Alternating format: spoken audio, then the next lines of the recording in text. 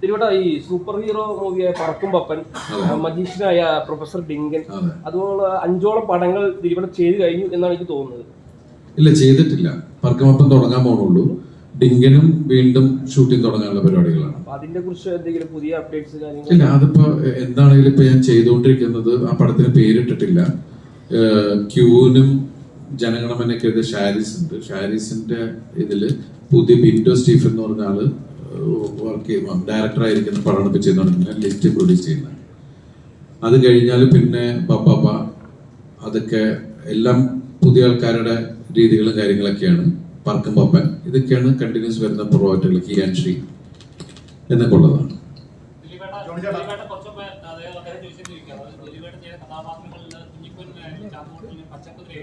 അങ്ങനത്തെ ചെയ്യുന്ന കഥാപാത്രങ്ങളിലും കുറച്ച് ചാലഞ്ചിങ് ആയിട്ടുള്ള ഫിസിക്കലി ആയാലും ശരി ചെയ്യുന്ന പെർഫോമൻസ് ആയിരിക്കും കുറച്ച് ചാലഞ്ചിങ് ആയിട്ടുള്ള കഥാപാത്രങ്ങൾ ഇപ്പൊ വിചാരിച്ചാൽ നടക്കുന്നതാണ്. കുറച്ചുകൂടെ ചാലഞ്ചിങ് ആയിട്ടുള്ള കഥാപാത്രങ്ങൾ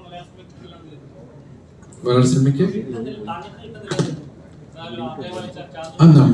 നമ്മുടെ മുമ്പിലേക്ക് വരുന്ന കഥകളല്ലേ നമുക്ക് എടുക്കാൻ പറ്റുള്ളൂ.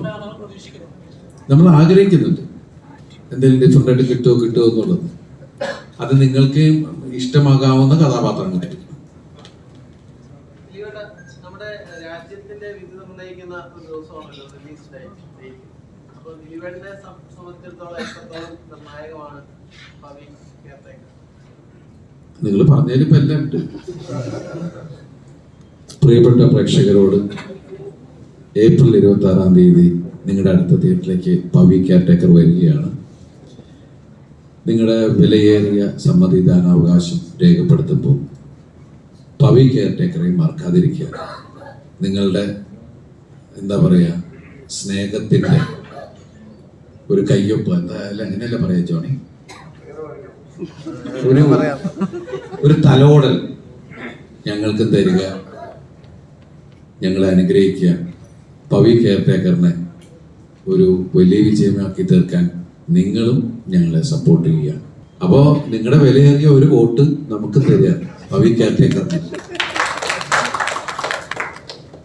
അല്ലേ? എല്ലാവരും വോട്ട് ചെയ്യാനുള്ള അവസരം പാഴാക്കാതിരിക്കുക, വോട്ട് ചെയ്യുക.